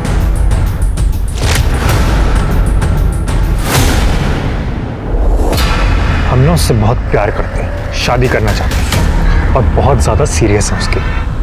तुम्हारे लिए यही बेहतर होगा कि उसे भाभी कहकर बोलो। चलो उसका भी एक वीडियो बनाते हैं साथ में। चल हम कह रहे हैं चुप हो जा, वरना तू संत बनने का नाटक क्यों कर रहा है? सब जानते हैं कि कितना बड़ा कमीना है तू लड़कियों का यूज करता है और उन्हें छोड़ देता है, उसके बाद मैं उन्हें अपना कंधा देता हूं रोने के लिए, और उसके बाद मैं उनका इस्तेमाल करता हूं और तू डिट्टो सेम चीज करता है। भूल गया अपनी डील तू? देख, वो सब ना मेरा अतीत था, समझ रहा? चल ठीक है, एक बार अपनी पुरानी दोस्ती की खातिर एक बार सुन। तो मैंने बोला ना। फिर मैंने एविडेंस के साथ भी छेड़खानी कर दी, उस पत्थर को टच करके जिस पे पहले से मेरे फिंगरप्रिंट्स मौजूद थे, ताकि किसी को मुझ पे शक ना हो। पर जब ये सिम्मी जमानत पे बाहर आई ना, तरह तरह के सवाल करने लगी, क्योंकि उसे पता था कि उस दिन मैं राहुल से मिलने गया हूँ। तो तुझे लग रहा है कि वो पुलिस के पास जाएगी? हाँ। तो बताओ, करोगे मेरा ही काम?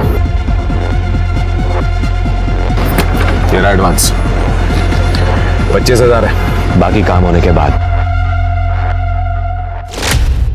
तो अनिल ने तुम लोगों को बताया था कि वो और सिमी तुम्हें ठेले पर मिलेंगे।